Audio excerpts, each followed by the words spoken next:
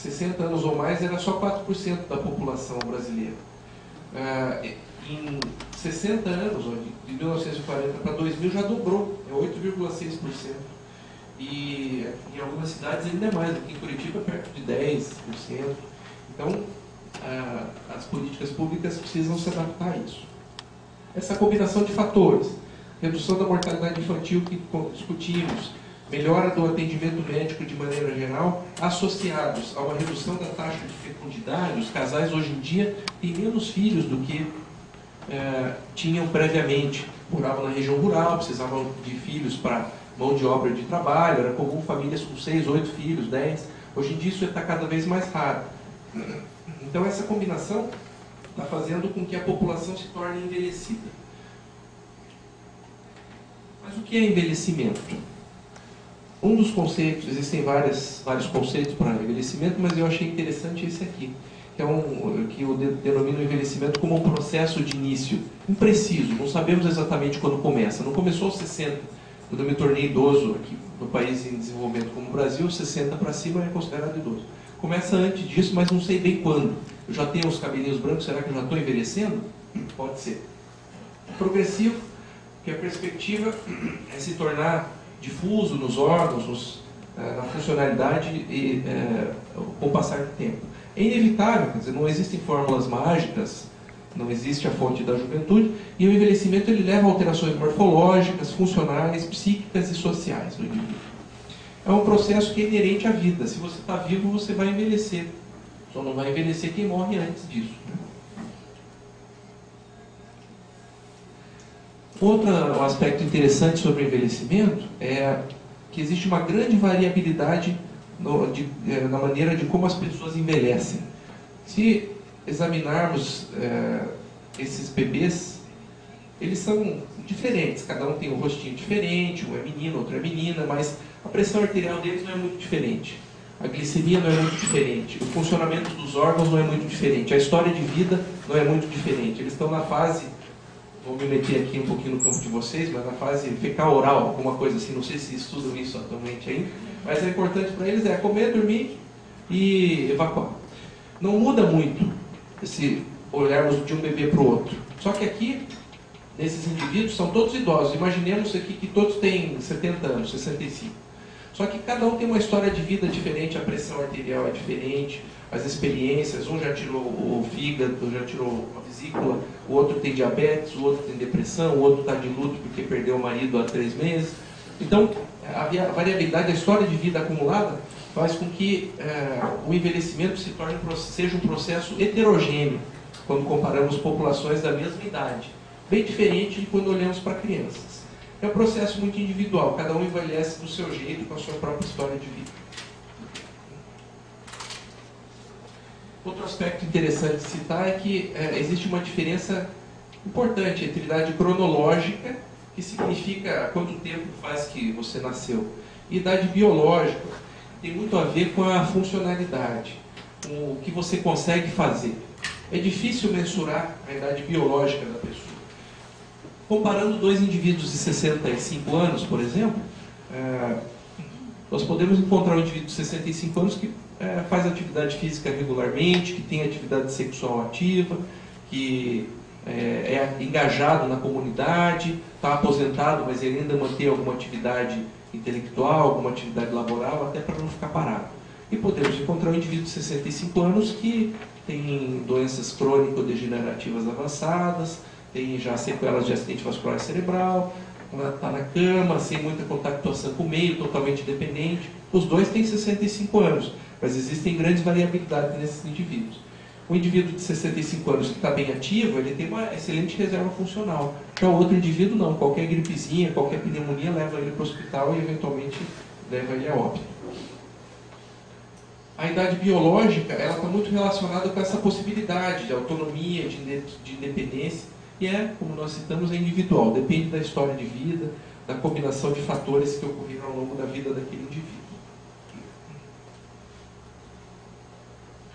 O envelhecimento é caracterizado, portanto, por uma diminuição da reserva funcional e uma diminuição da capacidade de adaptação ao meio. Quando eu tenho hoje 30 e poucos anos, eu gosto de atividade física, corro 10 quilômetros, digamos, em 1 hora. Quando eu tiver, mesmo que eu continue fazendo atividade física, é provável que quando eu tiver 60 anos, eu demore 1h15, 1h20 para correr essa mesma distância. Porque é natural que ocorra uma diminuição da reserva funcional. Minha frequência cardíaca não vai atingir o que eu atinjo hoje, meus músculos não vão estar com tantos vasos sanguíneos, com o trofismo que tem hoje. Isso é natural. Meu pulmão não vai funcionar, meus pulmões não vão funcionar da mesma maneira. Se eu fizer exercícios físicos, se eu me mantiver ativo, essa diminuição da reserva funcional vai ser menor. Eu ainda vou conseguir correr 10 km, porém, não vou conseguir correr na velocidade com que eu consigo hoje. Hoje, se eu tiver, por exemplo, estou indo para casa agora depois dessa discussão que estamos tendo hoje, e sofro um acidente de carro, quebro o meu fêmur. Eu vou perder 1 litro de sangue, mas eu tenho uma reserva funcional, uma capacidade de adaptação a essa hemorragia, a esse trauma.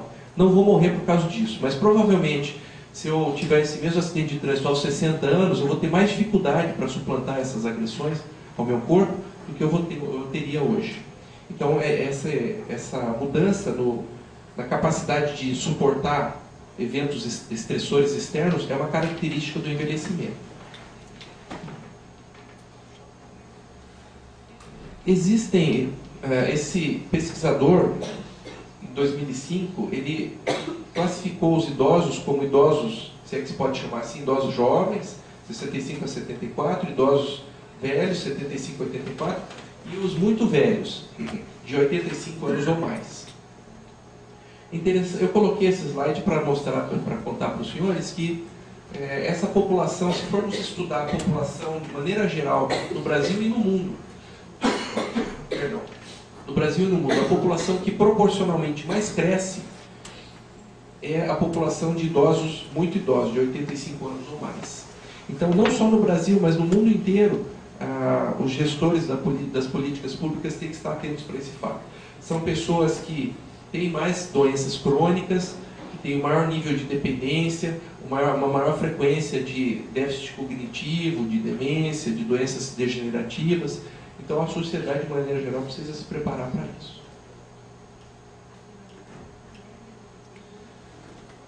Falando um pouquinho da parte médica, só de curiosidade, esse pesquisador, em 2000, publicou um trabalho que constatou na população que ele estudou, a maioria dos idosos, 85%, tinha pelo menos uma doença crônica. A maioria dos idosos que a gente vê tem mais de uma. Né? E só 10% e uma minoria tinha mais de 5 doenças. Então, a maioria dos idosos tem entre 1 e 5 doenças. Hipertensão, diabetes, depressão, a doença de Alzheimer, Parkinson. A maioria está nesse meio termo.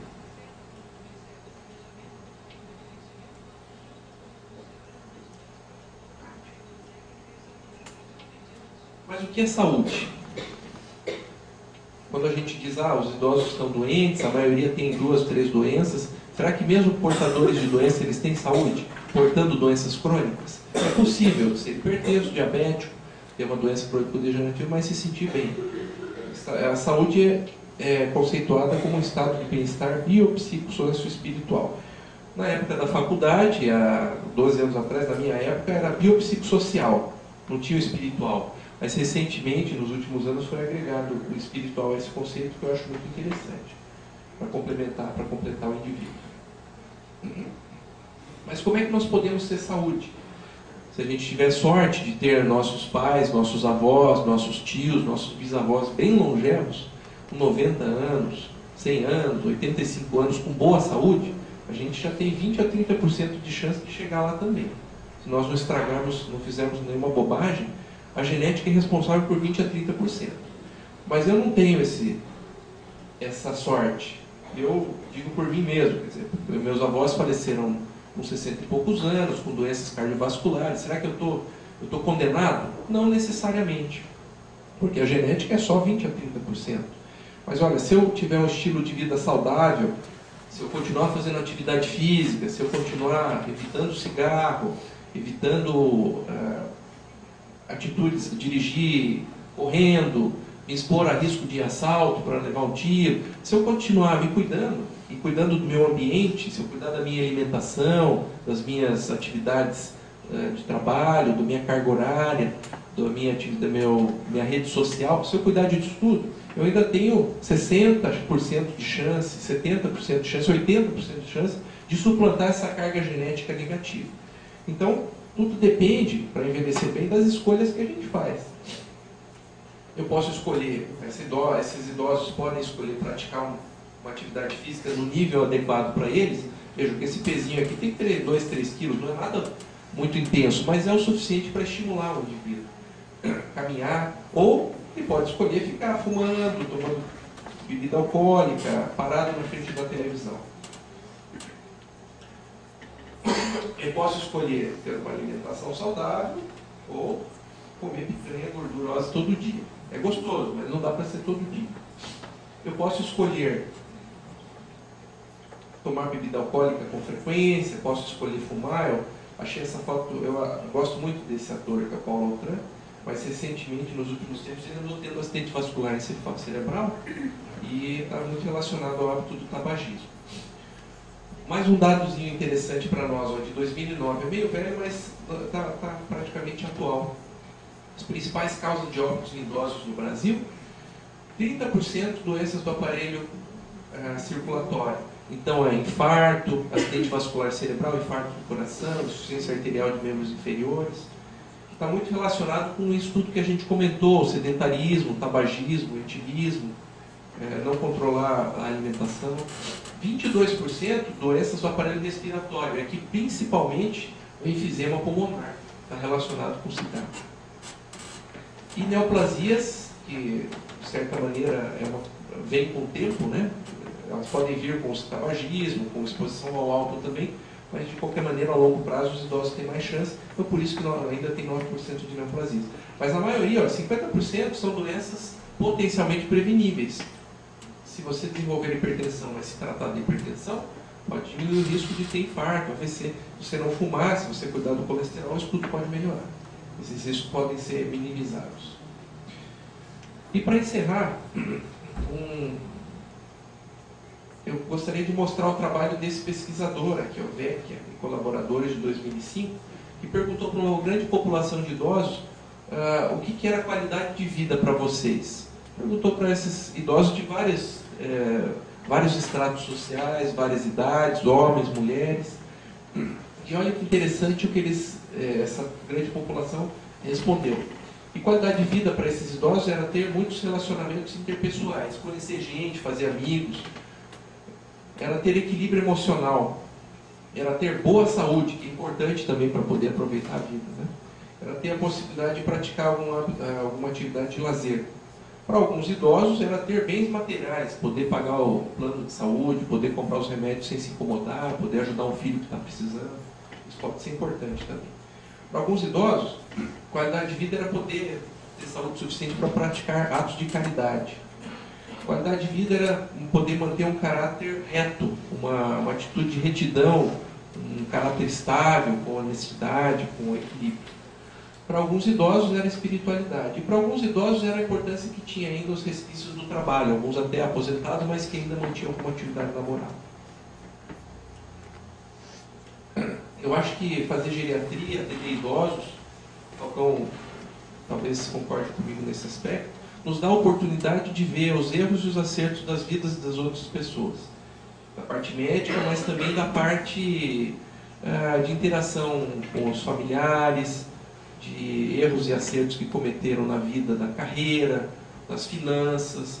Eu acho que primeiro, trabalhar com idosos é um desafio, porque são pacientes com múltiplas comorbidades, estão mais perto da morte. A gente, de maneira geral, encara a nossa própria finitude quando atende esses indivíduos. Tem que estar bem atento com relação a isso também. Porém, é uma oportunidade que eu encaro como uma grande oportunidade de corrigir o que eu estou fazendo de errado na minha vida. Então, desde que eu comecei a trabalhar com idosos e estudá-los, eu acho que tenho vivido melhor.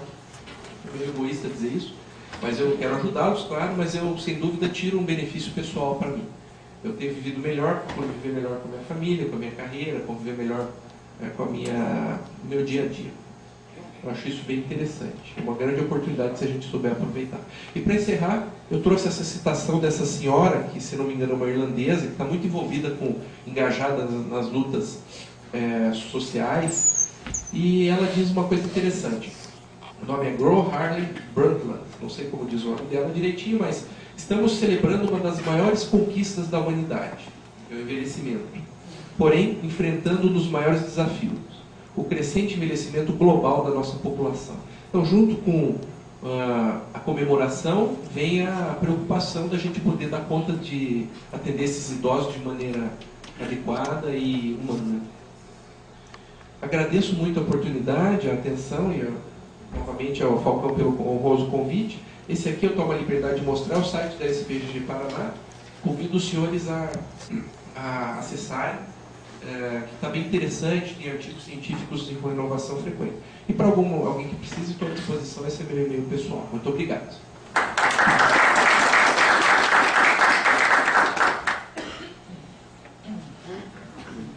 Eu só gostaria de dizer para o pessoal que está nos assistindo online que pode enviar perguntas para eventos@cnppr.org.br.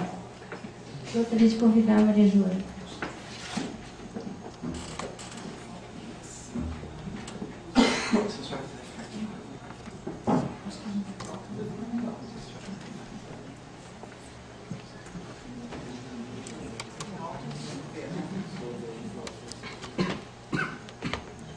Boa noite. Agradeço muito a presença de vocês que saíram nesta noite chuvosa, e também a presença dos que estão online, né? A presença virtual, que acompanharem essa mesa a respeito da saúde do idoso. Eu trabalho com neuropsicologia já há alguns anos e o que eu vou contar para vocês é fazer algumas observações das dificuldades do trabalho, da contribuição que a neuropsicologia pode dar na avaliação e na investigação quando as coisas não ficam tão bem, né, ao longo dos anos. O Dr. Rodolfo fez uma excelente exposição a respeito da questão da saúde do idoso, e eu vou colocar algumas questões a respeito das grandes dificuldades que nós temos enfrentado. São situações que podem aparecer no consultório de cada um de vocês, ou até mesmo nos serviços públicos onde vocês trabalham, ou não só de quem faz psicologia clínica, mas também de quem faz psicologia organizacional, atividades de trabalho, ou quando lida com pessoas que lidam com a área de aposentadoria. Pode passar o próximo? Próximo. Quando a gente fala de alterações das funções cognitivas do idoso e quadros demenciais, uma das primeiras questões mais importantes é como está a sua memória. Então, se você começa pergunta para uma pessoa, qualquer pessoa, aliás, não precisa nem ser exatamente idoso nas faixas de idade que você colocou. Várias pessoas na faixa dos 40 ou 50 já começam a se preocupar com a memória. Então, essa pequena pergunta assim, como está a sua memória? Muitas vezes nós observamos que as pessoas que já começam com algum tipo de alteração, elas dão uma resposta vaga e têm a impressão de que está tudo bem. Fica boa, me lembro das coisas da minha infância como se fosse hoje. Esta resposta, tão assim simples, é para nós que lidamos com neuropsicologia, com a investigação detalhada dessa função de memória, como que isso se altera no idoso, de que maneira que isso funciona, essa é uma resposta via alerta. Essa observação, assim, eu lembro tão bem de quando eu era criança, traz uma referência de que poucas novas informações devem estar ficando. Por inúmeras razões, e uma delas pode ser um sinal inicial de alteração. Já respostas tais como: às vezes eu esqueço algumas coisas, ou eu estou na sala, me lembro de buscar alguma coisa, eu volto, daí eu chego lá no quarto e esqueci, eu tenho que voltar. Esse tipo de observação, que é relativamente comum, acontece com muitas pessoas e nem sempre elas não significa uma alteração. Esse é um tipo de relato bem comum, né? A pessoa está aqui contando situações recentes onde ela esqueceu. Está na cozinha, resolveu ir até o quarto buscar alguma coisa, teve que voltar na cozinha para lembrar o que era, coisa que até pessoas jovens passam e acontece exatamente a mesma coisa. Basta. Então, a grande questão da neuropsicologia que lida atualmente com o diagnóstico de demência é: podemos fazer um diagnóstico ou auxiliar no diagnóstico de uma forma mais prematura, ou quanto nós podemos ter informações que possam colaborar em prevenir ou ter um diagnóstico mais prematuro, que vai gerar um atendimento mais prematuro destas pessoas que estão iniciando com quadros de alteração, muitas vezes do tipo de doença de Alzheimer. Então, esse trabalho do BOND, de um grupo, tenta discutir quais seriam essas contribuições da neuropsicologia. Eu quero deixar claro aqui que o diagnóstico da doença de Alzheimer, e não só da doença de Alzheimer, de todas as outras demências, é um diagnóstico composto por várias informações. O diagnóstico final de doença de Alzheimer não consideramos como um diagnóstico da neuropsicologia, consideramos como um diagnóstico principalmente da área médica, porque isso precisa estar bem definido para quem está trabalhando com neuropsicologia. O exame neuropsicológico consegue alcançar as alterações cognitivas, discriminar, descrever o perfil, referir-se a uma alteração de memória episódica, ou se é uma alteração de memória semântica, se é uma alteração visoespacial ou uma alteração de função executiva.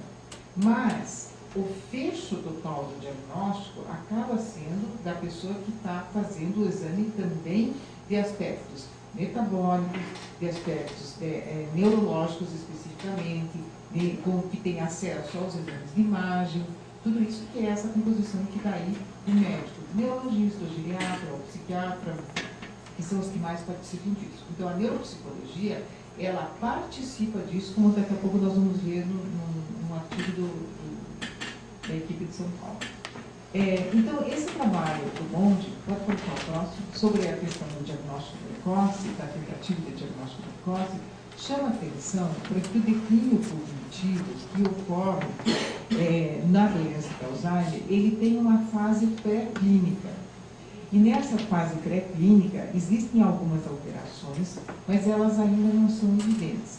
São muitas vezes, o que nós percebemos avaliando os pacientes, entrevistando as famílias, pequenos sinais que surgem, muito esparsos ainda, mas que lhes dão uma pequena indicação que só depois de algum tempo, com um estadiamento maior, vai mostrar um declínio leve e posteriormente a evolução para o quadro de Alzheimer, certo?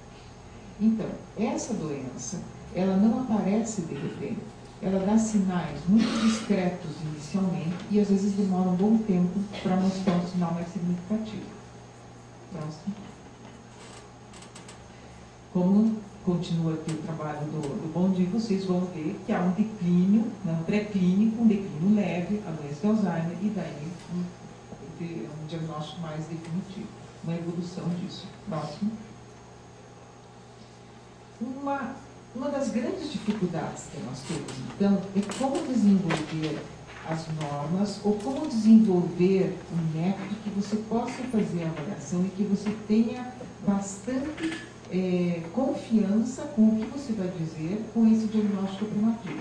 Essa fase pré-clínica é extremamente variada, tem diversas manifestações, e é esse que é o desafio, ainda não completamente respondido por todos os que lidam na área do estudo das demências e principalmente pelos que fazem neuropsicologia voltada para essa área. Então vamos ver esse trabalho, o que ele nos mostra que mais inquieta do que responde. Vamos colocar o próximo. Esse trabalho do Desante fez um segmento longo, e com alguns sujeitos acompanhados entre 2 até 10 anos, e observou DCL do clínico cognitivo leve.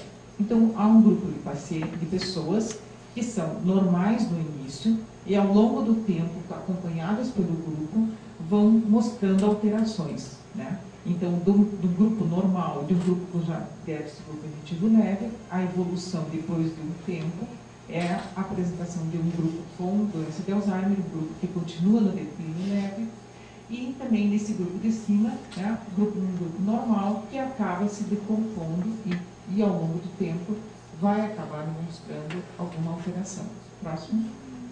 Se nós construímos uma norma, ou eu digo uma pesquisa, faz um grande estudo para criar uma normatização, e esse recorte é feito nesse início, você não sabe que você acabou incluindo nessa amostra pessoas que vão evoluir depois. É isso que esse trabalho interessante discute, e vários outros que estudam a questão da investigação nessa área de demência. Próximo.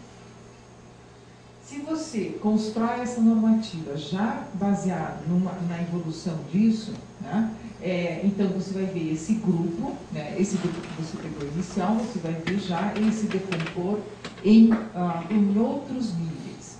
Então, o que vai ser o sinal mais prematuro? É essa a nossa busca. Próximo.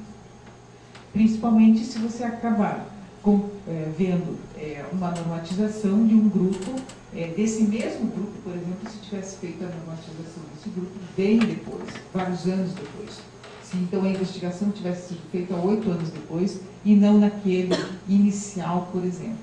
Então, até mesmo a construção de normas e de padrões que podem ajudar a definir se o quadro inicial, qual é o nível de alteração que é possível dentro desse quadro inicial, para poder dar esse diagnóstico bem preventivo antes, né, até isso é bastante difícil, porque você acaba tendo que ter um longo acompanhamento dessas pessoas que foram que fizeram parte da amostragem inicial, para daí compreender e ter certeza de que elas não evoluíram. Então, por exemplo, deste grupo, né, talvez você pudesse basear as suas normas, que é o que depois o do DCT propõe, né, apenas naqueles que, depois de longo prazo, se mantiveram dentro dos níveis normais.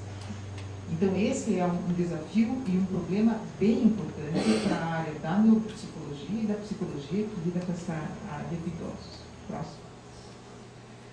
Essa curva de desenvolvimento entre o nascimento e a adolescência, nós estudamos muito bem. Nós, psicólogos, todos foram na faculdade, viram claramente o desenvolvimento. Esses padrões de normalidade do desenvolvimento estão muito bem estabelecidos, e toda a política pública de saúde das últimas décadas foi de tentar melhorar isso. Então, isso é muito bem conhecido. Próximo. Isto não é conhecido. Nós temos muito pouco tempo de pessoas de idade avançada com informações suficientes para a gente saber exatamente como funciona. É aquela divergência que o Dr. Rodolfo acabou de mostrar. Existe uma divergência bem grande, existem variações muito grandes do que pode acontecer. Então, essa abertura, o que é o desvio padrão do desempenho de pessoas de idade em várias tarefas, ele acaba ficando muito largo, muito grande. Próximo. Isso depende de várias situações, como já foi mencionado, né? Então, não vou entrar nas questões de saúde física, que já foram muito bem colocadas, mas entra a questão da saúde mental, histórico de depressão, histórico de perdas e lutas, as mudanças sociais, uma perda financeira muito importante, todas as situações que podem ocorrer com a aposentadoria prematura, que é uma situação que deveria ser muito bem trabalhada para as pessoas que estão em empresas, né? A questão da família, da participação social, o nível de escolaridade e também, não relacionado só ao nível de escolaridade formal, mas a questão do hábito de leitura, as atividades que fazem intelectuais ou atividades artísticas e o nível ocupacional. Estar numa atividade após a aposentadoria faz muita, muita diferença mesmo. Próximo. Então, a prevalência das doenças, num dos estudos de Lopes e Coutinho, uma publicação brasileira, eles fazem um compilado de vários trabalhos, tentando verificar qual que seria a prevalência dos quadros demenciais em várias faixas de idade. E acabam demonstrando que ao longo dos anos, então, por exemplo, entre 65 e 69 anos, tem 1,17% de chance de apresentar um quadro demencial, e isso salta para entre 80 e 84 anos para 16%, depois 23%, 38%, até acima de 95. Então, pessoas acima de 95 acabam tendo cerca de 54% de chance de desenvolver um quadro demencial.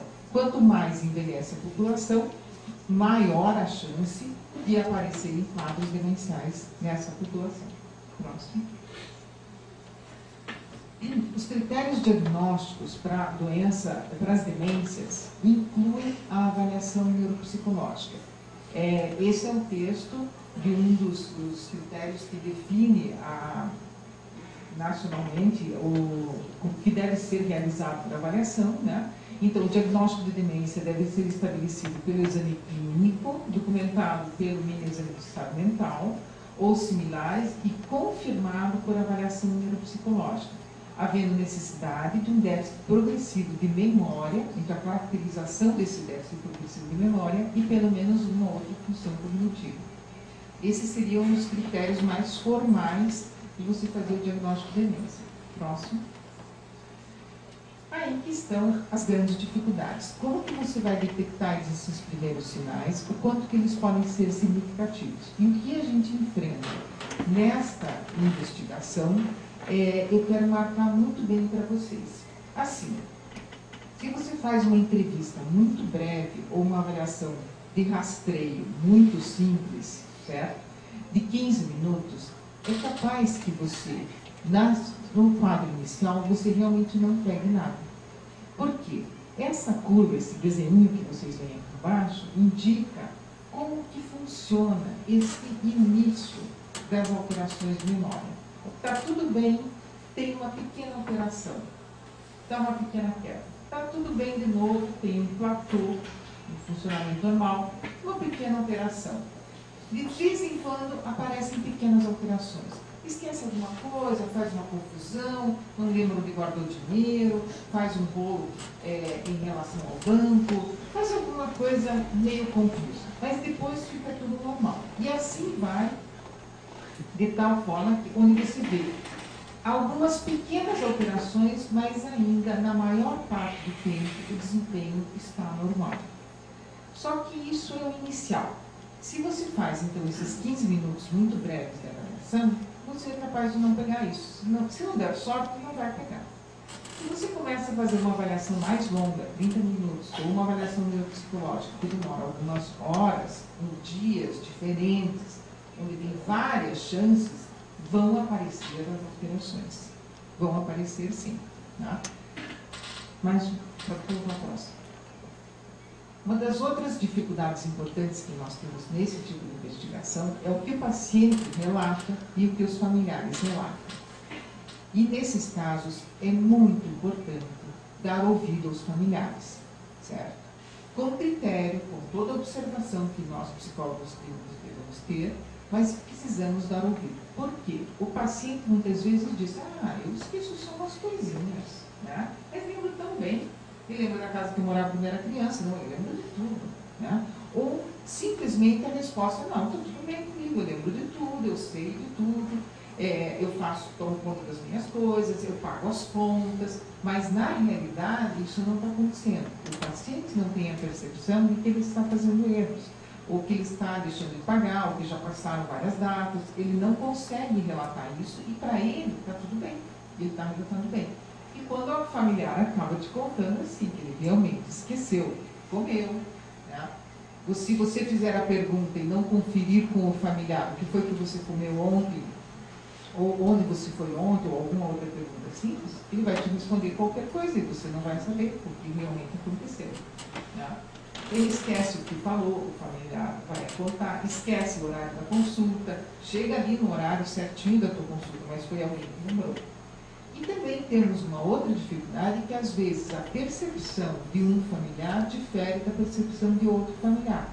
Por inúmeras razões psicológicas de cada um dos filhos, muitas vezes, eles conseguem dizer ou se prender a determinadas situações. Por exemplo, existem situações onde você entrevista os filhos separados e cada um diz uma coisa. Um se prende às coisas que estão ótimas, não, mas ele faz tanta coisa, ele ainda cozinha direitinho aquela coisa, faz tantas coisas bem, e o outro filho se prende às alterações.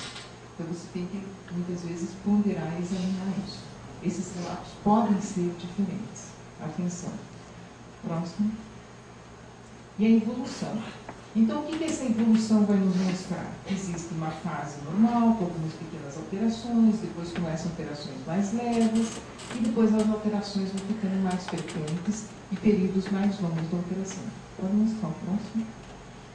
Então, na verdade, assim, de pequenos platôs de comportamento ainda dentro do normal, com alterações mais pontuais, essa curva vai se invertendo para ter alguns momentos em que as coisas estão funcionando bem e muito mais momentos onde tem alteração. Próximo. Alteração, eu quero englobar todas as situações de alterações cognitivas, comportamentais, tudo a gente não está diferenciando cada uma delas. Né? Então, existem algumas doenças diferentes. Doença de Alzheimer, em comparação à doença de Corpus de Lewy, nós temos diferentes aspectos neuropsicológicos. Por exemplo, na doença de Alzheimer, há uma tendência a ter mais alterações nas tarefas de memória episódica, principalmente tardia, tá? Mas ainda mantém várias tarefas de visopercepção. Na doença de Corpus de Lewy, é mais provável que apareçam alterações de visopercepção, de visoconstrução, de funções executivas. Mantém um certo reconhecimento em algumas tarefas de memória. Próximo. Já comparando a doença de Alzheimer com as demências frontotemporais, existe uma alteração bem importante das funções executivas nas demências frontotemporais. Né? Já, às vezes, você vê pacientes com doença de Alzheimer que ainda conseguem responder para certas tarefas de funções executivas. Uma diferença entre fluência fonética e fluência semântica entre esses pacientes. Por exemplo, os pacientes com a doença de Alzheimer tendem ainda a preservar a fluência fonética, mas vão perdendo a fluência semântica. Já os de demência frontotemporal, eles vão mostrar uma alteração tanto da fluência fonética quanto da fluência semântica. Todas essas situações são, às vezes, muito sutis durante o processo de avaliação, que precisa ser bastante cuidadoso, bem observado. Próximo. O declínio cognitivo leve seria um declínio que tem uma queixa de memória, a pessoa ainda mantém algumas atividades diárias normais, mantém um funcionamento global, assim, cognitivo, mas tem uma dificuldade muito pequena de memória que ainda não é suficiente para se caracterizar uma alteração. E questiona-se muito se isso seria uma fase inicial, né? Como mostrou aquele estudo, aquelas informações que eu coloquei antes, de fato existe um número de pacientes que mostram declínio cognitivo leve e que ele pode acabar se tornando um quadro de alteração mais importante. Próximo. Nós temos que fazer considerações extremamente importantes do cuidado de se fazer uma avaliação nessa faixa de idade. Muita atenção. Primeiro, nesta faixa de idade, nós temos uma divergência na população entre o que é de fato a escolaridade formal e o que é de fato o nível atingido de atividade profissional. Existe um número grande de pessoas que não têm escolaridade formal, no entanto, tiveram atividades ocupacionais de muito bom nível. Não é tão absurdo você encontrar pessoas que te relatam ter 4ª série e terem gerenciado uma empresa de grande porte. É a empresa que eles construíram. Tem lá 70 e tantos anos, tinha 4ª série e construíram uma empresa. Começou uma pequena construtora, depois ela aumentou e virou uma grande empresa. E isso pode acontecer. Então, a escolaridade formal nem sempre é o parâmetro, e nessa faixa de idade muitas vezes não é o parâmetro para você considerar um declínio ou não da parte cognitiva. Você tem que fazer uma entrevista cuidadosa para ver qual é o nível ocupacional anterior, o nível que a pessoa atingiu. Então, isso que você tem, instrução primária e tem uma atividade empresária. Instrução secundária, faz comércio, é extremamente comum.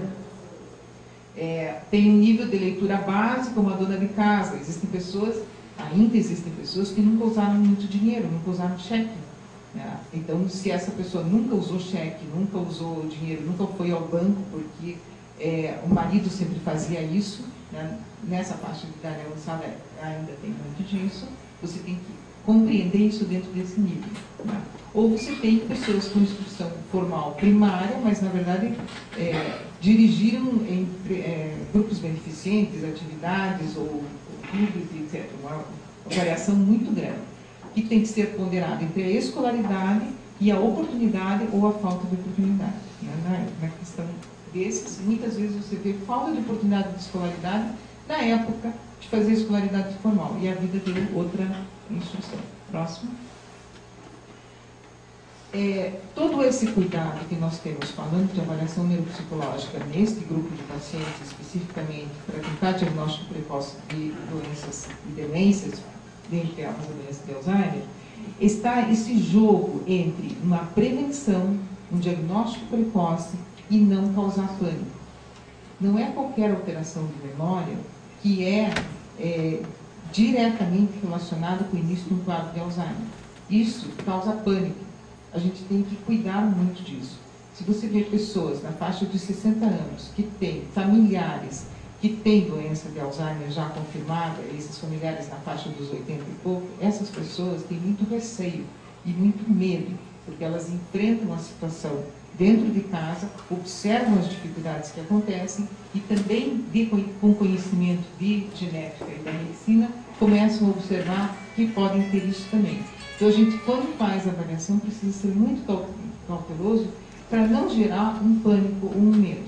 Não é qualquer dificuldade de memória. Muitas vezes, outros quadros podem alterar. Um quadro de ansiedade bastante grande pode trazer dificuldades de memória. Um quadro de depressão importante pode trazer dificuldades de memória. Não necessariamente eles são indicativos de um comprometimento desse nível. Próximo. Para terminar um pouco melhor, né? Envelhecimento e aposentadoria. Não é necessário aposentar, certo? Você pode não aposentar o seu cérebro, né? Na verdade, é esta a recomendação: não aposente o seu cérebro. Pode até aposentar oficialmente do seu trabalho, mas não aposentar o seu cérebro. E esse é um dos exemplos que a gente pode colocar disso, né? E para concluir, eu vou trazer uma frase. A curiosidade é o que me mantém ativa aos 87 anos. A Brenda Milner é uma neuropsicóloga inglesa, radicada no Canadá há muitos e muitos anos, e é, na verdade, a pioneira dos estudos sobre o funcionamento da memória e as regiões mesiais temporais, hipocampo, e relacionados com o funcionamento da memória. E ela, numa entrevista que deu em 2006, diz essa frase: então, juntando a todo o estímulo à saúde que você colocou um pouquinho antes para nós, a curiosidade é o que mantém o cérebro ativo. Obrigada.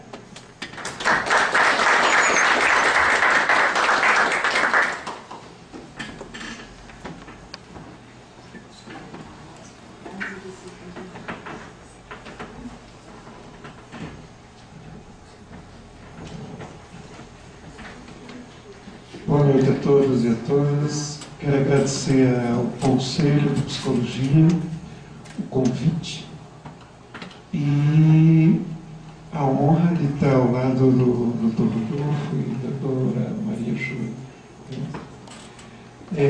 Eu estou trazendo o que foi dito mais alguma coisa no sentido de como envelhecer com saúde. Os dois palestrantes já deram algumas dicas e eu vou dar outras. Não saiam daqui desanimados, preocupados com o alemão, né, com Alzheimer. Saúde é uma construção coletiva. O envelhecimento da população brasileira é reflexo do aumento de expectativa de vida devido ao avanço no campo de saúde e a redução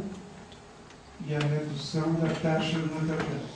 Esses dois aspectos, qualidade de vida e está nascendo mais crianças, esse aumento tem redundado no envelhecimento da população.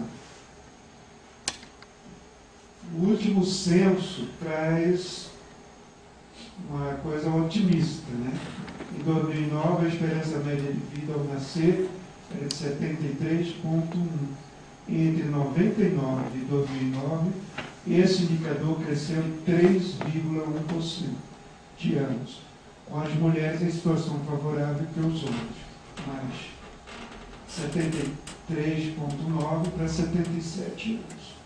Para elas, e de 66,3, 69,4 para eles. Em 2009, a diferença entre a maior expectativa de vida do sexo feminino, 79,6, Distrito Federal, e a menor do sexo masculino, infelizmente na minha terra, por isso que eu já vim para cá, 63,7. Era de quase 16 anos a favor das mulheres. Indicadores de saúde, né?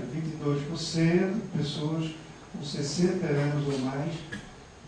Uma coisa interessante, declaram não ter doença. Importante. 45,5% consideram seu estado de saúde bom ou muito bom. Em 2009, havia cerca de 21 milhões de idosos no país e entre 99 e 2009, o percentual das pessoas com 60 anos ou mais de idade no conjunto da população passou 9,1 para 11,3. O Dr. Rodolfo chamou a atenção que nos países da Europa e em outros países do primeiro mundo, o envelhecimento foi uma coisa mais progressiva.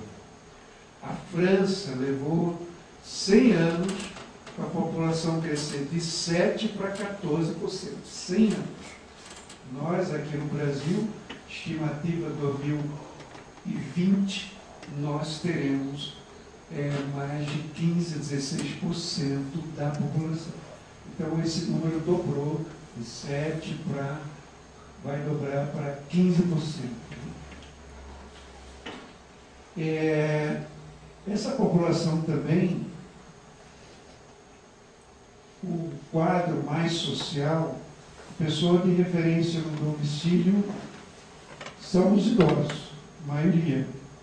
77,4% deles afirmam ter doença, nessa faixa, 32,5% não tinham nenhum cadastro no programa de saúde da família, nem plano de saúde particular. É preocupante. Isso significa que o Estado, o governo, não está dando conta dessa população aqui que está desassistida. Alguns tipos de doença que eu não vou me ater muito, mas só para ter uma visão mais ampla de quanta coisa pode acontecer, né, nessa faixa etária, biologicamente, emocionalmente, fisiologicamente, mentalmente, saúde oral, né, problema de constipação, todos esses problemas aqui na área de saúde afetam o idoso. Aquilo que o doutor Rodolfo falou, que a faixa etária mais avançada, pelo menos uma doença crônica a pessoa tem, e outras têm bastante doenças crônicas. A gente já vê também com idade acima de 60 anos. Qual o impacto de tudo isso na população? Né? Doenças causam complicações e agravamento, capacidade física e mental. Demanda maior assistência médica de urgência, internação ortopêdica e terapêutica dispendiosa. Então, o Brasil não está preparado para o envelhecimento e a população está envelhecendo rapidinho. O que é isso? Se já há um caos na saúde hoje, lamento dizer para os mais jovens que vai complicar muito mais quando vocês tiverem, se vocês, enquanto cidadãos, não forem uma política séria, mudar o quadro da saúde no Brasil. E nós, da Comissão de Saúde, né, convidamos você para participar dessa comissão, para que a gente não fique desassistido. Que impactuar na questão psicológica. O idoso significa aliar independência com autonomia. Tem idosos independentes, mas não tem autonomia. Tem idosos idosos que têm autonomia e não têm dependência. Ou seja, o idoso deve manter a capacidade de locomover-se de forma independente e preservar a capacidade de fazer escolhas. Gente, muitas famílias, por super proteger o idoso, ele não faz mais escolha. A família faz escolha por ele, né? E isso é tão grave que as famílias... a gente tem um Instituto de Psicologia ali de São Francisco, e é uma região ali na Paula Gomes, aquelas ruas ali tem muitos casarões, e você vê um idoso, dois idosos morando num casarão enorme, assistido por cuidadores. A família aparece uma vez por semana. Então, esse quadro também, o inverso. Idosos de classe média, idosos de classe baixa, que o filho se divorcia, vai para casa, não sei o que acontece, vem, volta para casa. Então, idosos que agora têm que trabalhar, têm que ter atividade com os netos, para poder cuidar dos netos. Então, todos esses desequilíbrios podem afetar o idoso na sua autonomia, na sua independência, na sua saúde física e mental. Quais são as dicas? Exercícios físicos regulares e bem orientados para todas as idades, ok? Para todas as idades. Dieta balanceada, não precisa ficar neuro, só virar naturalista de uma hora para outra. A questão não é essa. É comer de tudo com equilíbrio, cuidando da saúde, né? Bom equilíbrio emocional, cuidando do emocional, procurando aconselhamento, procurando psicoterapia, procurando ter amigos, como a gente vai ver, né?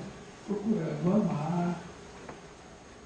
Controle de saúde física. Faça o check-up anual, ou se vocês são mais jovens, de 3 em 3 anos, de 4 em 4 anos, né? Porque, infelizmente, hoje, alguém me relatou um amigo meu que está em câncer quase terminal, me relatou em Floripa que 2 jovens estavam conversando, e um disse, essa mancha aqui nas tuas costas, era bom você ver alguma coisa, por favor, quem tem mancha, não vá amanhã ao médico.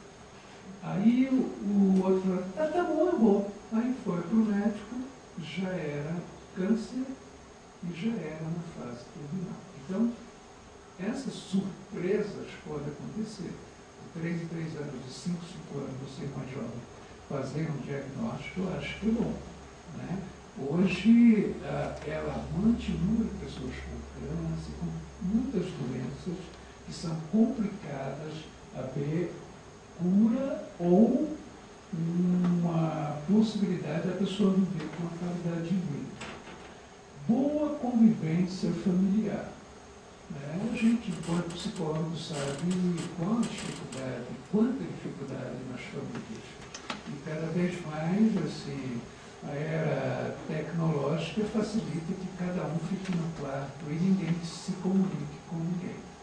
Ninguém tenha relacionamento familiar.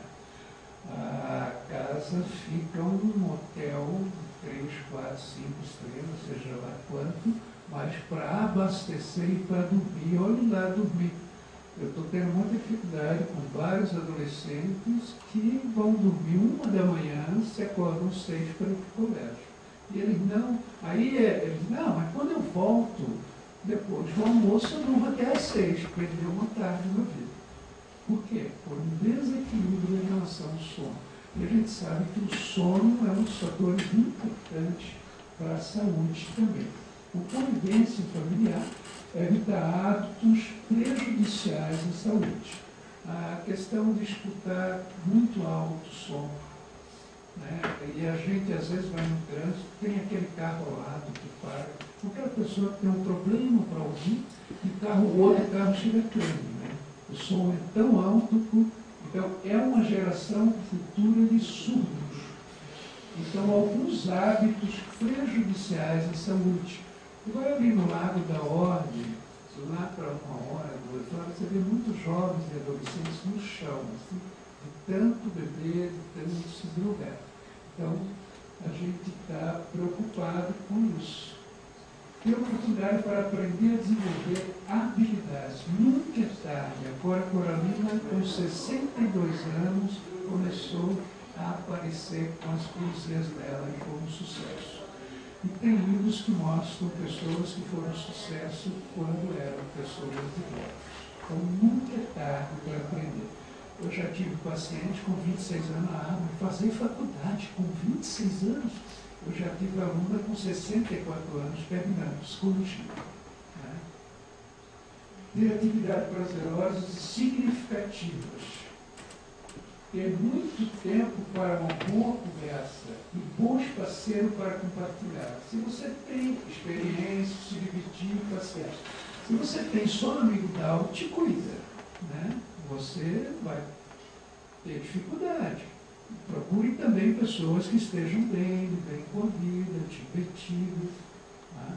Cultivar uma espiritualidade exercendo a solidariedade através do amor. A questão da espiritualidade hoje, todas as pesquisas nessa área, ligando saúde e espiritualidade, estão apontando uma possibilidade maior de superar doenças quando a pessoa tem uma espiritualidade e pratica essa espiritualidade. Então, é extremamente importante. Obrigado. Agora eu queria 2 minutinhos a gente passar um vídeo aí, que esse vídeo é uma questão de relacionamento pai e filho, e como é que esse idoso chegou nessa idade com o filho se relacionando com ele, como vai apresentar no vídeo. Na série, já viu, né, Sérgio?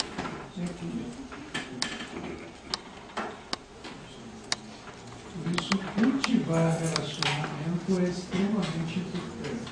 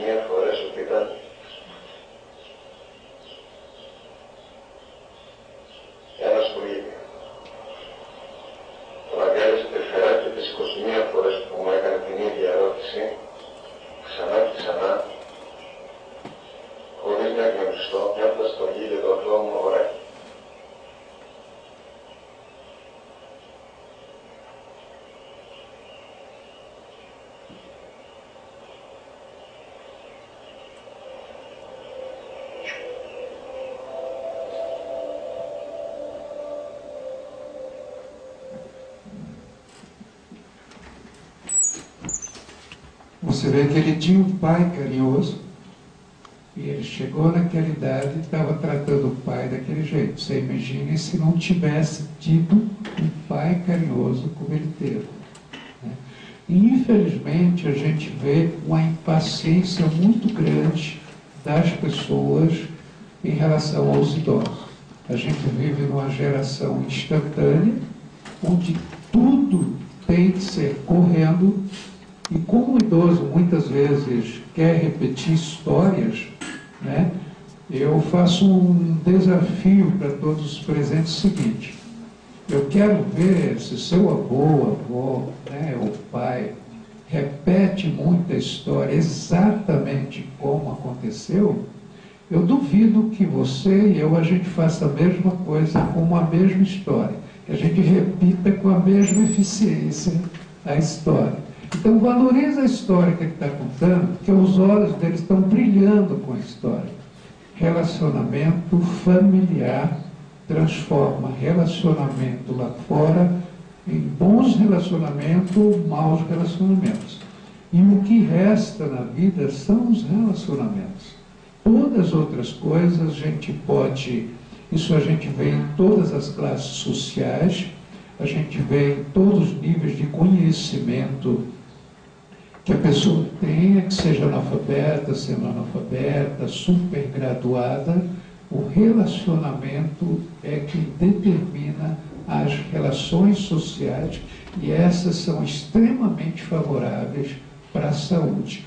A pessoa pode ser bem neurótica, assim, na alimentação, atividade física, seguir tudo à risca, e às vezes eu estou andando no Barigui e eu vejo cada pessoa ali olhando para o relógio 20 vezes, com uma raiva no rosto, porque ele está ali no Barigui andando para melhorar a saúde. A atitude da gente em relação ao que a gente faz para ter uma boa saúde, para ter um bom relacionamento, é fundamental para que a gente tenha uma boa saúde e um bom relacionamento. Muito obrigado.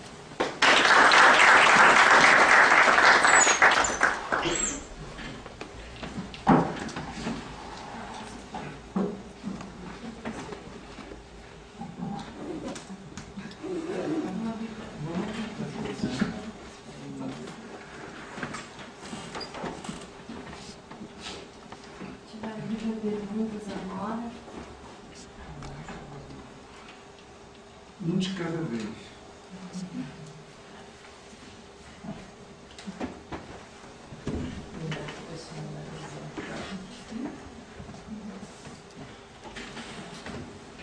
Boa noite. Primeiro, elogiar a palestra dos senhores, muito boas mesmo. Minha pergunta é única, mas se estende ao Dr. Pedrão e a Maria Mother. Tá? Embora já tenha sido falado, bem falado inclusive, mas só para ressaltar, o que uma pessoa que está passando entrando, na verdade, né, na terceira idade, o que ele pode fazer, tanto fisicamente como psicologicamente, para tentar levar a velhice, uma boa velhice, né, sem a dependência de outros ou de familiares, enfim. O que ele pode fazer fisicamente, além dos exercícios físicos, né, e um bom check-up, né, e também na parte emocional ou psicológica, né, para ele manter uma certa dose de, entre aspas, sanidade.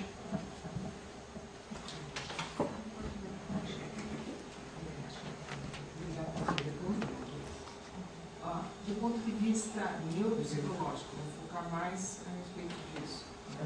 A atividade cognitiva, ela, muitas vezes você vê a recomendação assim de atividades, memorize coisas, faça palavras cruzadas, coisas assim. Esse tipo de atividade é muito bom, é estimulante, trabalha com as funções cognitivas. Mas o mais importante, a ideia que melhor cabe, é a ideia da pessoa ter um projeto de vida. Ter um projeto que faça essa pessoa levantar todo dia de manhã. Porque se esse projeto tiver uma duração de 3 meses, de 6 meses ou de 3 anos, tanto faz. Mas ter a vontade de levantar para fazer alguma coisa, essa coisa foi planejada, pensada. Pode ser desde organizar seu álbum de fotografias, escrever um livro, escrever poesia, fazer qualquer atividade, construir um móvel, uma marcenaria, ou fazer tricô, ou participar de uma atividade beneficente, tanto faz. Mas ter um projeto, esse projeto ele estimula que se organize uma informação na cabeça, faça um planejamento disso e faça uma execução disso e vai estimular memória, função executiva, raciocínio, atenção, concentração. Ele vai acabar estimulando todas as áreas cerebrais. Do ponto de vista neuropsicológico, hoje eu acho que é mais importante isso, ter porquê levantar todo dia de manhã. Me parece assim um ponto central. E várias outras atividades decorrentes desse levantar de manhã. Achei bem interessante a colocação da doutora Maria Joana a respeito do ajuste do tratamento médico. Além dessa questão que é fundamental, que tem um objetivo, que é a curiosidade que a doutora citou ali na palestra da pesquisadora, que é manter aos 80 e poucos anos ativo. Isso é importante. É interessante verificar na história familiar daquele indivíduo quais os riscos aos quais ele está submetido. No idoso não é tão importante mais a história familiar, porque no idoso mais longevo o risco familiar já se manifestou, a genética. Então fazer uma boa avaliação que o Falcão citou, da parte médica e fisiológica, ver se tem alguma doença crônica ou degenerativa que deve ser abordada até com medicamento, com dieta, manter um bom nível de atividade física, evitar álcool em excesso, evitar absolutamente o tabagismo e procurar, como a doutora Maria falou, manter um bom nível de atividade e uma interação, uma rede de interação social a mais ampla possível. Acho que essa combinação é o ideal. Obrigado pela pergunta. Completaria na questão que a Maria Joana falou, o doutor falou, da questão de sentido de vida. A pessoa pode, durante a vida, não ter sentido. Trabalho, trabalhar, ter família, porque todo mundo tem. Então, uma das investigações importantes na área da psicologia, o que faz, como a doutora Maria Joana falou, a pessoa levantar, ela tem interesse em quê? O que dá ânimo a ela? O que dá motivação? Então, a gente tem encontrado em várias faixas etárias pessoas sem sentido de vida. Isso é extremamente importante. Por quê? Se essa pessoa chega depois dos 60, ela só vai piorar, o quadro só vai piorar. Se ela se aposenta e não fez plano para a aposentadoria, ela já não fez plano para a vida, ela foi tocando a vida. Então, a coisa mais importante da vida, né, que o Viktor Frankl, que passou por 4 campos de concentração, ele diz: a vida tem sentido em toda e qualquer situação. É tornar a vida com sentido.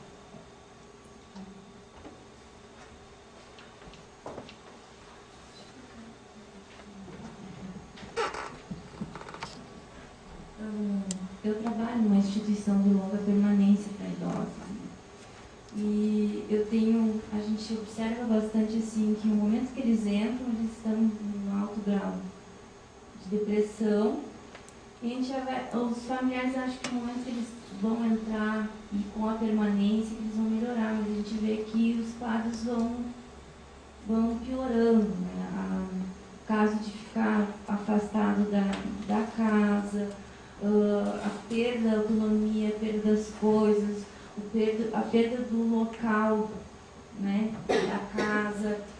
Eu sei que não existe uma resposta certa, uma resposta exata, mas eu queria refletir com vocês assim, a questão de qual o momento ideal, né, que a família vai colocar um idoso numa instituição, né? Quando que a partir de que questões a família vai estar buscando, realmente a gente não consegue mais dar conta, a gente vai estar procurando a ajuda de um local para estar. Muitas vezes eles largam os idosos lá e nunca mais procuram, né? Então é como se estivesse jogando a responsabilidade para esses locais, mas uma questão de reflexão, assim, que a gente está pensando em que momento as famílias, né, qual é o momento ideal para estar colocando uma pessoa numa instituição dessa, assim? Queria dar uma escutada de vocês.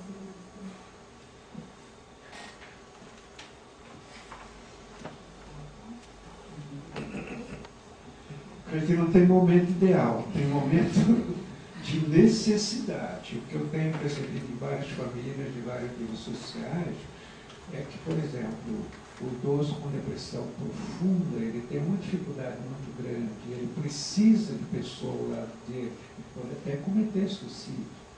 Se não tem cuidador, cuidadora, se todo mundo sai para trabalhar, esse idoso está em risco. Pior ainda, demência senil. Porque aí ele já não tem controle sobre ele. Pode acender um fogão, pode fazer determinado. Pode sair, como muitos já se perderam. Saíram, abriram a porta de casa e nunca mais foram encontrados. Então, eu creio que o sonho da geriatria é que as famílias cuidem, mas é um sonho. A realidade é que algumas vezes é necessário estar protegido. Aí o Estado podia ter centros dias onde as famílias podiam trabalhar, levavam o idoso e voltavam. A instituição permanente, ela precisa ser muito criativa, precisa ter muita coisa para o idoso não ficar pior do que quando entra lá, né? Então, as atividades lá, o relacionamento, eu já tenho encontrado idosos assim, classe média, mora numa parte da casa, alguns, digamos, perderam a visão, não conseguem mais fazer as coisas sozinho, e a família está seriamente preocupada, porque ele está sozinho, e agora como é que ele vai se virar? Pode ser um caso de internamento, pode ser um caso de um cuidador. Então, o ideal é que fique com a família. Agora, a gente compreende muito bem que em determinadas doenças, principalmente nas demências e doenças mentais, é muito complicado a família estar com o idoso. Por quê? Estressa, pode agredir o idoso, como a gente já vê em muitos quadros. E ele, numa instituição, a família visitando, a família ajudando, com a instituição filantrópica, eu creio que ele pode ter uma qualidade de vida melhor lá de que em casa, em relação ao relacionamento. Quando tem algumas situações e familiares perguntaram também a respeito disso, eu muitas vezes uso duas questões para serem pensadas. Segurança e conforto. O idoso, de maneira que o que é possível fazer. E você precisa ver cada caso. É muito difícil você dar um parâmetro. Porque você precisa analisar cada caso, quais as condições, quais as situações, onde está. E realmente, nos quadros mais graves de doença, chega a ser extremamente perigoso para a pessoa, para o idoso e às vezes até para a familiar nessas situações. Então, tem que ser isso bem caso a caso. Assim. Eu acho que não dá para dar um parâmetro nesse ponto. A institucionalização, ela pode ser boa, nem sempre é ruim, nem sempre é uma derrota, gente. Nós encaramos dessa maneira. E às vezes ela é boa para a família e para o idoso. A família que está sobrecarregada, não está dando conta dos cuidados que o idoso necessita, e o cuidador está submetido a grande carga de estresse. Nesse contexto, uma boa instituição de longa permanência pode ser a solução. Não significa que a instituição de longa permanência é necessariamente um afastamento, uma ruptura, porque existem instituições em que a família pode visitar diariamente, toda tarde, 3 vezes por semana, passar um período lá. É importante acompanhar alguns pacientes atualmente numa instituição privada aqui em Curitiba, que é bem gerida, até uma psicóloga que é uma das gestoras lá, e ela disse, olha, trocou a obrigação de dar banho, ela usa esse termo para a família, dizer assim, troca a obrigação de dar banho, de fazer as atividades laborais que são cansativas e até um pouco estressantes, o paciente com doença de Alzheimer avançado, por exemplo, moderado, pelo prazer. O pessoal vai lá só visitar o familiar, vai só contar história com ele, tocar um pianinho para ele, ou ouvir uma música, conversar de coisas antigas que ele sabe, que ele consegue lembrar. E aquele trabalho que é mais estressante, cansativo, que estava deixando o paciente irritado e o cuidador e o familiar esgotado, aquilo passou para a instituição. Então, nesses aspectos, a institucionalização pode ser boa, pode ser ruim. Eu tive a oportunidade de trabalhar em instituição de longa permanência filantrópica, em que tinha muito disso, quer dizer, o idoso nem tinha família, ficava meio que sem, à mercê, assim, dependendo eventualmente de algum trabalho beneficente, ou de alguém que queria visitá-lo para ter alguma visita que não da equipe de saúde, de cuidados. Mas a institucionalização ela pode ajudar. Existem os transtornos comportamentais da demência, que são essa perambulação noturna, agitação, agressividade, querer sair de casa sozinho, sem ter condição. Então, que são indicações bem precisas para isso, porque a família chega num ponto que está esgotada. Em alguns casos, a institucionalização é vista até como a solução para o problema. A família estava em padarecos e ajudou. Mas, como realmente os colegas disseram, caso a caso, eu não vejo como uma derrota absolutamente. Em alguns casos, acaba sendo, mas na maioria dos casos, vem para ajudar. Pode vir para ajudar.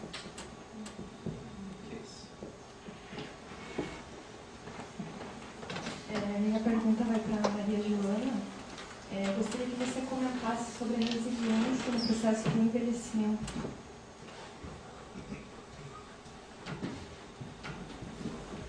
O que especificamente você É sobre a resiliência no processo de envelhecimento, acho que até no enfrentamento de doenças crônicas.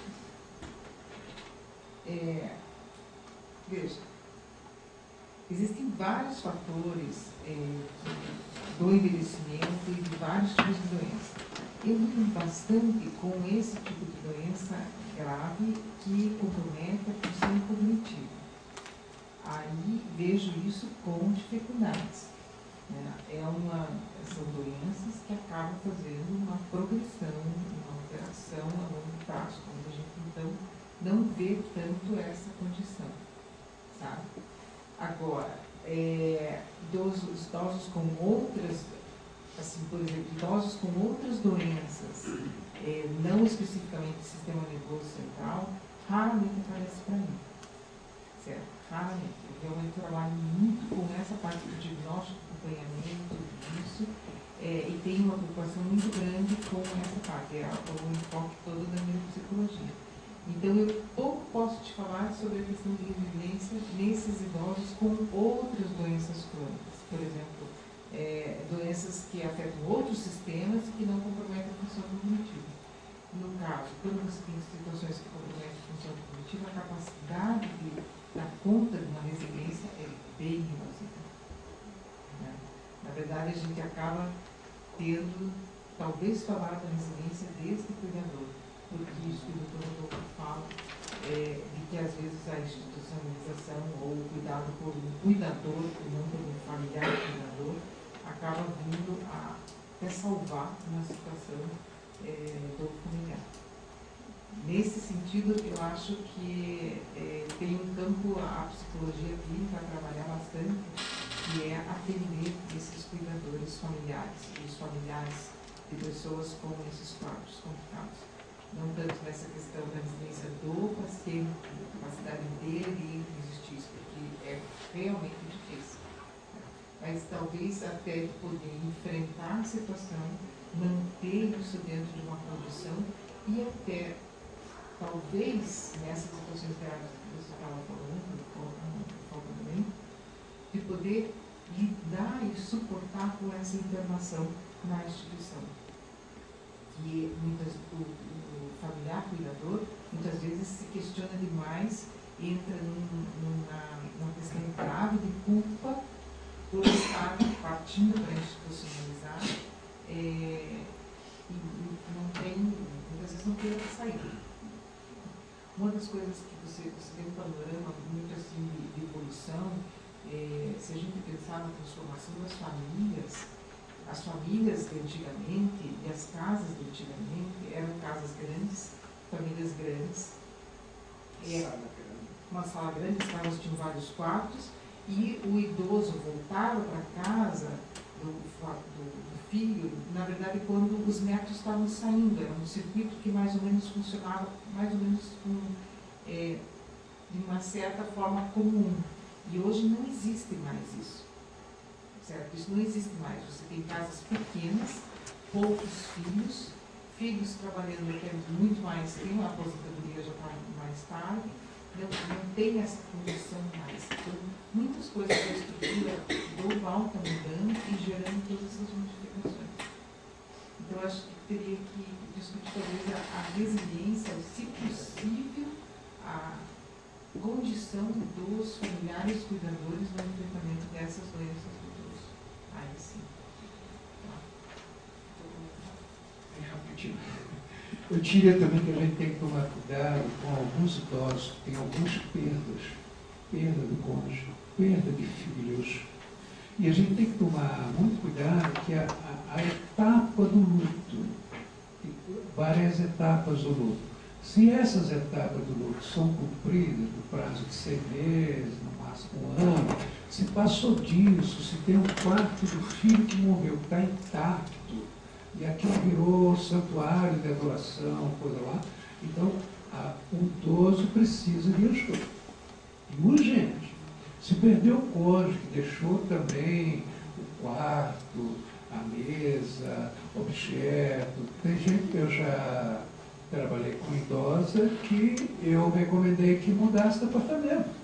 Porque eu não aguentava ficar naquele apartamento, que eles passaram 40 anos naquele apartamento. Todas as lembranças estavam naquele apartamento. Então a gente precisa tomar cuidado com o que acontece, principalmente de perdas. Tem idosos que superam a perda pela resiliência. Tem idosos que não superam a perda. Vão para o luto e o luto mórbido. Acho que colocar mais uma coisa importante assim. Muitas vezes você tem um casal. O casal mantém um certo circuito que vai sustentando a situação dos dois. Quando um falta, e quem falta era o que estava cognitivamente mais saudável, rapidamente aparece a alteração do outro. E daí interpreta-se muitas vezes, isso é luto, é a perda. Mas na verdade, este outro cônjuge, o que ficou, já estava mostrando alteração, mas aquele que estava saudável cobria e mantinha. Então, muitas vezes até os filhos não perceberam. Depois é que eles vão relatar para a gente assim, mas realmente ela já fazia umas coisas meio estranhas, já tinha umas coisas. Confunde um pouco nessa fase, depois fica mais claro isso. Isso é uma situação que não é tão incomum assim, a gente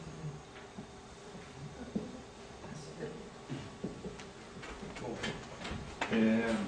Sabemos que uma das idiosincrasias da psicologia, como ciência acadêmica, é o estudo geralmente da criança em desenvolvimento.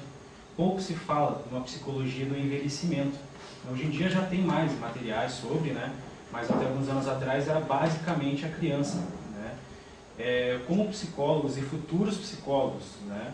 No meu caso, quais as dicas ou possibilidades que nós podemos fazer para que a sociedade está envelhecendo, conforme o Dr. Pedrão mostrou muito bem, né? Para que a gente possa tornar essa sociedade que está envelhecendo, que envelheça tenha uma boa velhice, né? Que tenham saúde, não só física, mas mental. Então, assim, qual o papel do psicólogo neste momento, né? O que ele pode fazer para tornar essa sociedade mais habitável socialmente para essas pessoas que já estão na terceira idade ou estão entrando na terceira idade?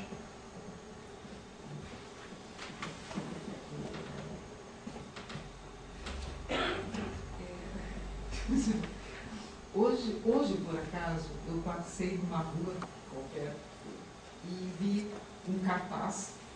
Era uma empresa que dava curso de computação. Tinha a propaganda, eram 2 idosos, muito bem, muito alegres, ótimos, a fotografia assim.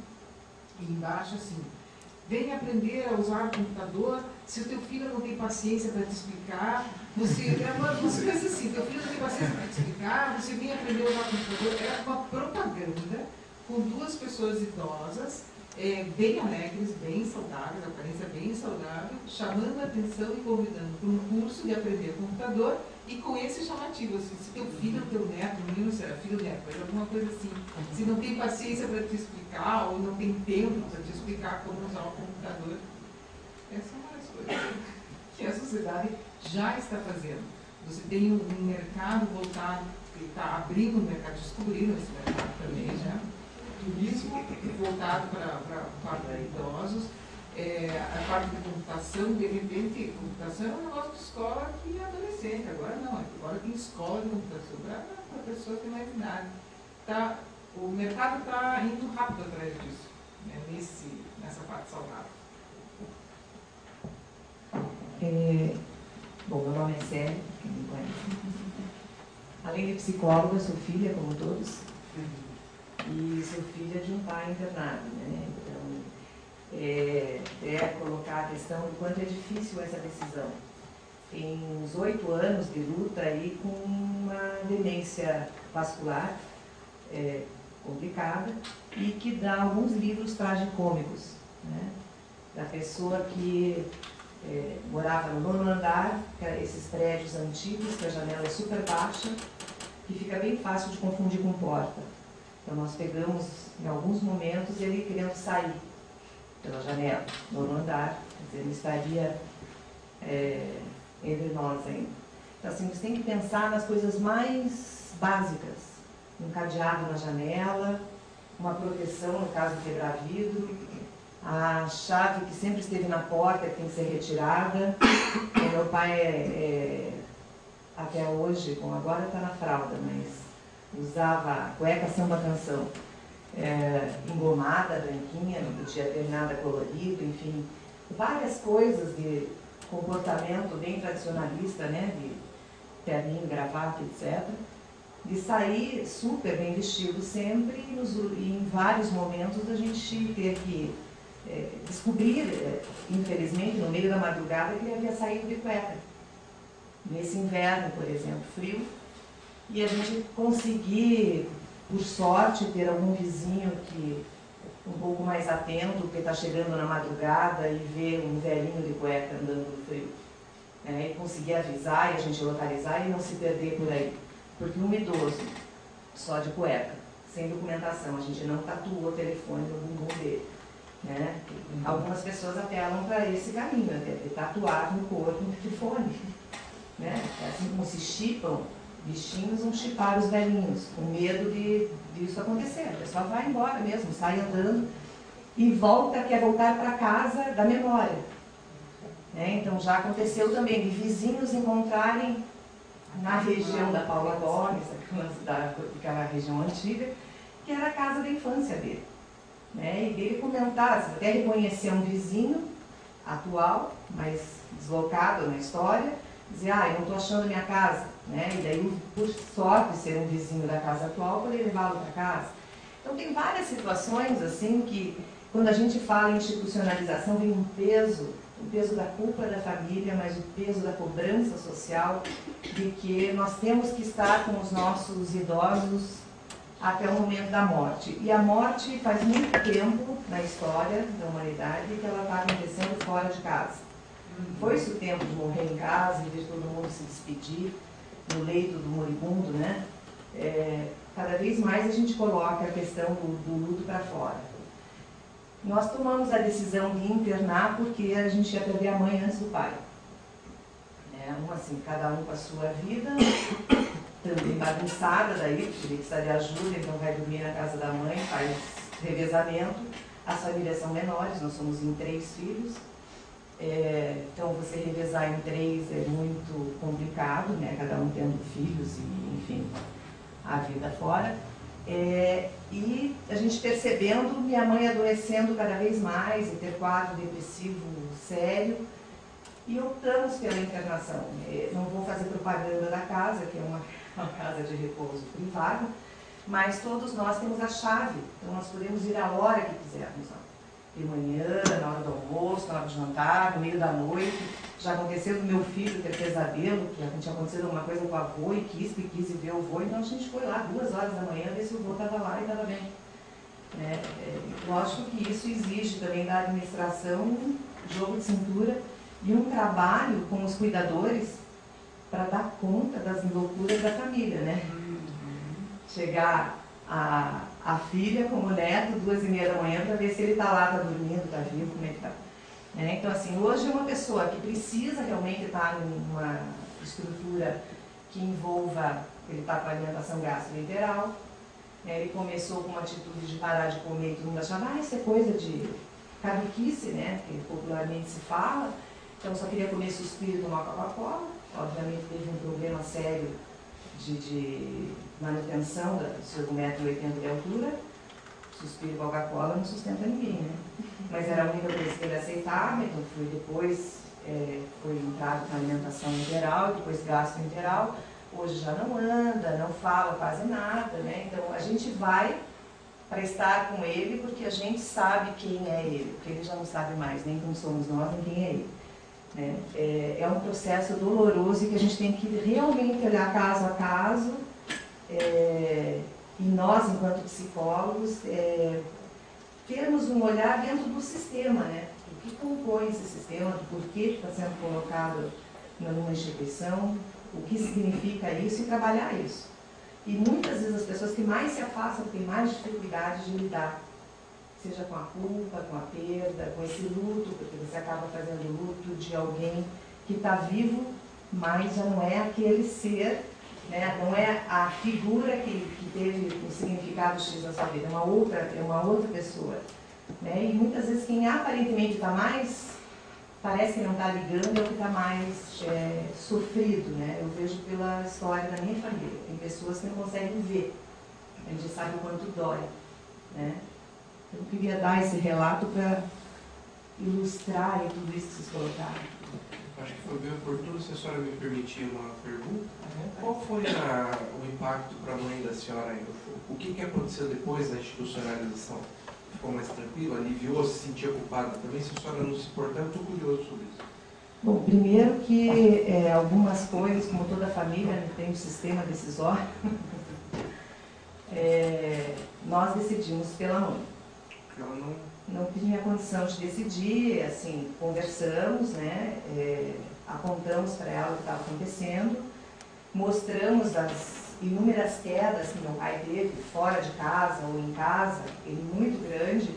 Ela teve problema, inclusive, de tirar a vértebra do lugar para tentar sustentar o peso dele, então achar que podia fazer tudo. A gente teve que pontuar vários momentos e, infelizmente, aproveitar situações de crise, né? Sabe aquela hora que não aguento mais, veja o estado que você está, não dá mais, você não decide nada, você não está em condição de decidir por você, nós vamos decidir.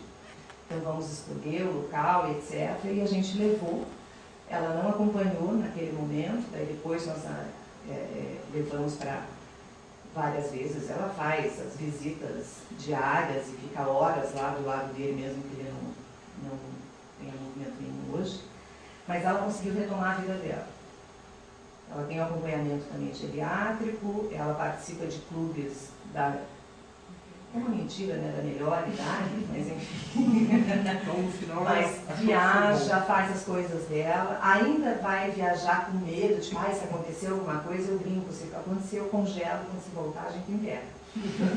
É maldade, né? Mas assim, não adianta parar a vida, né? Então ela tem retomou a vida dela. Se conformou. Está pensando, inclusive, em voltar a fazer teatro agora. Ela foi atriz premiada e tudo mais, e parou essa parte da vida dela com o casamento, então teve uma outra vida profissional, e até isso ela está retomando nessas histórias do clube, né? Então tem a retomada de atividades artísticas, culturais, Então voltou a escrever poesia, que era uma coisa que ela também tinha editado e escrito. Então tem uma vida muito mais saudável hoje. Você entrava em contato com ela, você percebia o tremor, sem precisar chegar muito perto, você via a pessoa vibrando de tensão. E hoje uma pessoa que voltou a rir, né, conta como é que está o meu pai, ela consegue perceber a crítica de uma forma mais tranquila hoje, porque quando perguntavam, nossa, mas fulana ficou com o ciclaninho até ele morrer em casa, aguentou firme. E ela sempre se orgulhou de ser uma mulher muito forte, então isso foi muito difícil dela lidar. Que tem que ter muita força, deixar o seu velhinho de 50 anos de parceria, né? Assim, fizeram 49 anos de casados quando ele internou. Né? Ele já está há 4 anos internado. Ela está lá firme, visitando, mas deixa de fazer as coisas dela. Obrigado pelo testemunho e pela resposta. Como na Comissão de Saúde, a gente não pode deixar de falar da necessidade de políticas públicas em relação ao idoso. Né?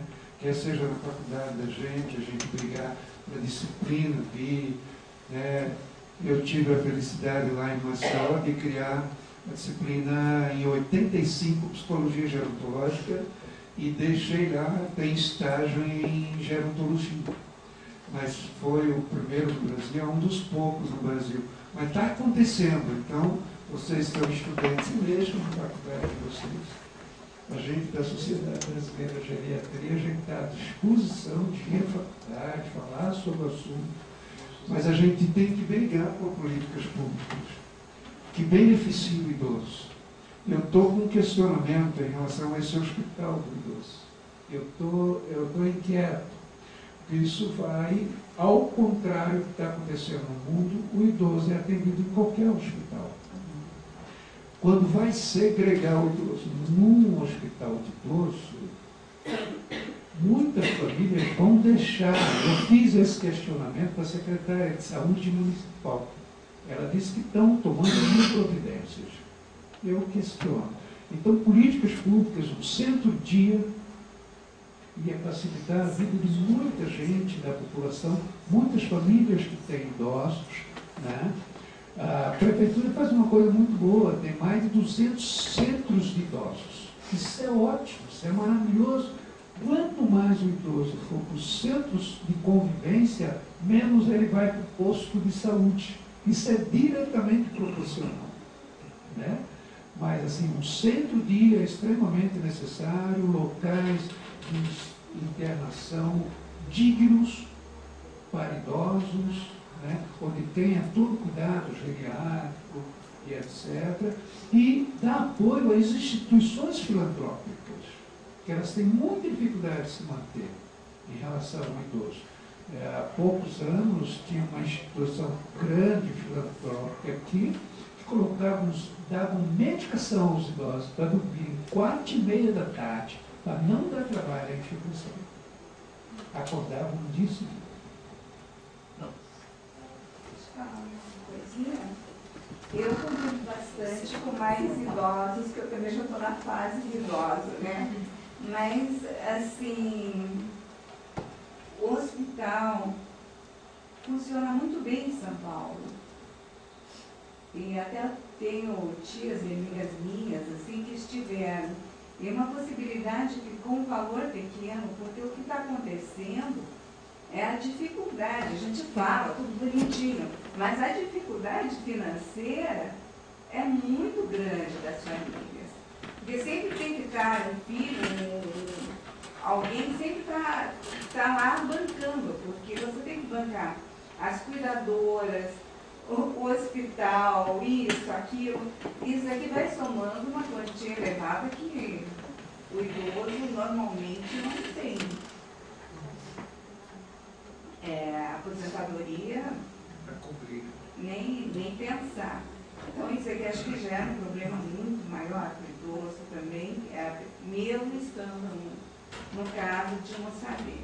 Agora, o que a colega estava falando, do teu pai, a minha mãe está na mesma situação. E nós estamos tratando ela em casa, tudo. eu também pensava assim, não entende mais nada, não sabe mais nada, não se mexe. Não... Aí, por assim, de repente, eu sou judia, o Rabino fez uma propaganda de um médico, psiquiatra, e eu falei assim, não custa, é meu amigo, vou chamar ele para ver minha mãe. E nós conversamos bastante, ele ficou lá vendo os medicamentos e as coisas, e nós percebemos que ela tem fase de lucidez. E que ela tem coisas que ela entende, mesmo não falando mais. E isso daqui mudou o nosso comportamento de como atendê-la. Porque agora a gente já, antes a gente falava na frente dela, não, porque assim, já não fala mais. A gente já se cuida mais e a gente percebeu que ela ficou mais feliz com isso. E a gente conversa mais com ela, assim, mais seriamente. Você lembra disso, daquilo, ela às vezes não responde, mas a gente já vê pelo olhar, pelo sorriso, assim, como ela percebe. Então, quem somos nós para julgar se a pessoa está entendendo ou não está entendendo, se está bom ou se está ruim para ela? A gente tem que pensar muito bem nisso, porque as pessoas surpreende muito.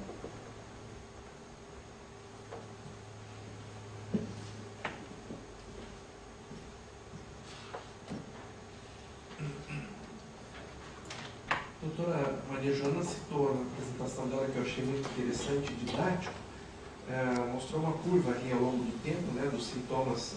A memória está boa, de repente tem um lapso no começo. Daqui a pouco a memória nunca está boa, só de vez em quando tem um lapso de consciência, digamos assim, adequado, né, de memória. É isso que a senhora parece que está relatando, né? Em alguns momentos a mãe da senhora recupera alguma coisa, alguma contactabilidade. Eu achei interessante e didático que a doutora Maria Joana citou, que é bem assim mesmo. Então, nesses momentos, a senhora pegou um daqueles momentos bons, né, que de vez em quando acontecem. Né? E nesses momentos a gente tem que realmente ter cuidado com o que fala. Mesmo que a minha mãe está assim, num caso que a gente sabe que é um caso, vamos supor, terminal, né, e não fala, não come, não anda, não, né, mas tem momentos que eu falo para ela assim, mãe, quer ir para São Paulo? Se ficar boa, você vai para São Paulo? Ela fica assim, né? Então eu percebo que ela está entendendo, né? Eu vou lá visitar fulano. Então, alguma coisa, mesmo do Alzheimer avançado, ela em alguns momentos entende. É uma coisa que a gente observou, por exemplo, com meu pai, em alguns momentos de lucidez, ele perguntar como que eu fiquei doente assim. Né? Porque assim, perdeu o movimento, então sabia que não conseguiria levantar da cama, porque parou de andar, apesar de ter fisioterapia para tentar manter, enfim, foi toda uma trajetória, né? Então ele perguntar, e é muito dolorido você ter que responder. Né? Então, escolher o que responder, o que dizer, né? É um processo, enfim, que ele acabou tendo perda de movimento por perda neurológica. Será que vale a pena dar tantos detalhes, né? Mas, enfim, que houve um quadro clínico agravado por uma história, né? Enfim, pelas escolhas feitas na vida também. Foi fumante, muitos anos, etc. E é muito doído, né? Quando a pessoa percebe que está doente, que a possibilidade, enfim, tem fisioterapia, tem a fulana, lembra da fulana? Não lembro do fisioterapeuta, mas enfim, está sendo tratado para isso, ver o que dá para recuperar. E quando percebe que não tem, na verdade, grandes expectativas, vem um quadro depressivo, uma piora geral, enfim. E até hoje a gente percebe que tem momentos que o olhar tem mais vida, tem outros momentos que o olhar parece que está até opaco. E a medicação, porque a medicação é muito importante. Foi retirado alguns medicamentos que faziam ela dormir o dia inteiro. Aí ela ficou mais acordada, mais um pouquinho consciente, né? Parecendo acompanhar mais caso esse psiquiatra chegou e falou, não, esse medicamento não deve, medicamento de depressão. Por que vocês estão dando? Vamos tirar, né? E a gente viu que houve, que todos os médicos, não, depressão. Será que tem depressão? A pessoa que nunca teve depressão vai ter depressão, sabe? E são coisas assim que eu nunca pensei em chamar um psiquiatra nesse caso, né? Mas foi umas coisas assim que ele foi colocando, vendo coisas que a gente não conseguia visualizar.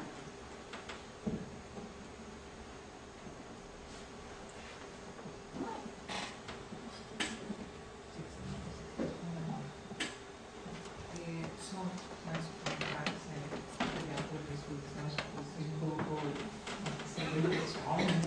Mas foi bem importante para essa evidência que você colocar. Essas situações são difíceis quando chega nesse nível de agravamento, e também nos quadros iniciais, onde a pessoa não consegue ter a ciência de que tem algum problema. E nessa fase também existem dificuldades muito grandes, porque acontecem situações que os filhos vão, na verdade, correndo atrás para pagar um incêndio, tipo, tirar várias quantias grandes de dinheiro do banco, guardar em vários lugares diferentes, dentro do armário, que daí vai lembrar que guardou nesses lugares depois, ou diversas situações assim de comportamentos incoerentes, inadequados, que daí quem está tentando cuidar disso, né, acaba tendo que correr atrás e resolver. Então essas situações são bastante delicadas e difíceis no quadro avançado, igualmente preocupantes nos quadros iniciais, onde começam a acontecer as coisas, que ainda não tem essa definição, que é o contrário é o comecinho da curva, né? Tem assim, pequenas quedas, daí depois você relata justamente o contrário, onde tem alguns lampejos de que está bem. Tem essa inversão realmente. E uma das coisas bem delicadas, por isso que a gente volta, que é caso a caso, né, é justamente cuidar das pessoas que não sabem que precisam ser cuidadas. Quando as pessoas sabem que precisam ser cuidadas, é mais fácil lidar com elas. Mas quando elas ainda não sabem que precisam desse cuidado, é extremamente difícil. Porque daí realmente se veste como acha que deve se vestir e sai na rua como acha que deve sair, como sempre fez. Né? Só que daí na hora de voltar não funciona mais aquele circuito como sempre fez. Então isso também é bem delicado. Por isso que é importante que divulgue-se muito isso em relação ao pessoal da psicologia, de vários profissionais da área de saúde. Quanto mais pessoas estão um pouco mais alertas para esses pequenos sinais, mais elas ajudam a proteger essas pessoas.